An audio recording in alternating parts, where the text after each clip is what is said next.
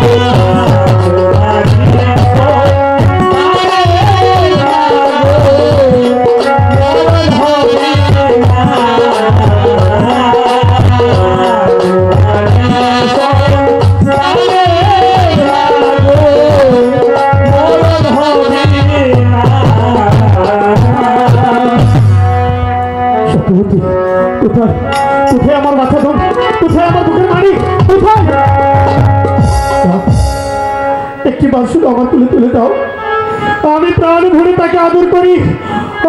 আমার কোলে দাও সত্যবতী। কোথায় আমার নদী? তোমার খুলে আমার বাচ্চা, তোমার বাচ্চা আমার বুকের ধন। আর আগে না কেন, কেন তুমি দেরি করে এলে? তুমি যে আর একটু আগে আসতে, দুজনে মিলে হয়তো সন্তানটাকে রক্ষা করতে পারছো। তুমি বাবাকে রক্ষা করো। তাই মহারাজের আদেশে ওই ভাগ্যের সন্তানকে সাগর জলে ভাসা পাগলা সত্যবতী, আমার সন্তানকে সাগর জলে পারবে না। পারি এই ঘরে তোমার মতো বাবা থাকে, তাদের সন্তানকে পারবে না। আমার সন্তানের পিছু পিছু আমি আমার সন্তানকে রক্ষা করবো। আমি আমার সন্তানকে উদ্ধার করে আমি তোমার কোলে ফিরিয়ে দেবো সত্যবতী। আমি তোমাকে কথা দিচ্ছি, আমার সন্তানকে আমি তোমার কোলে ফিরিয়ে দেবো। নইলে আর কোনোদিন তুমি এই মুখ আর দেখবে না সত্যবতী।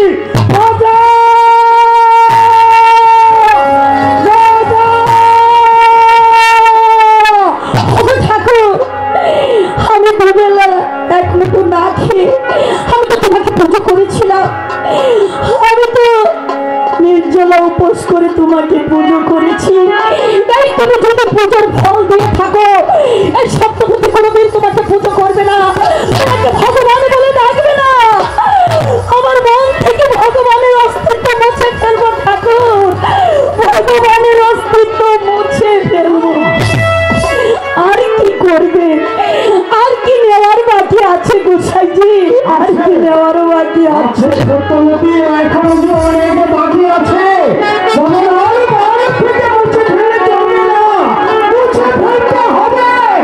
অন্যায় অত্যাচার অবিচার গুলোকে মন থেকে মুছে ফেলে দিতে হবে।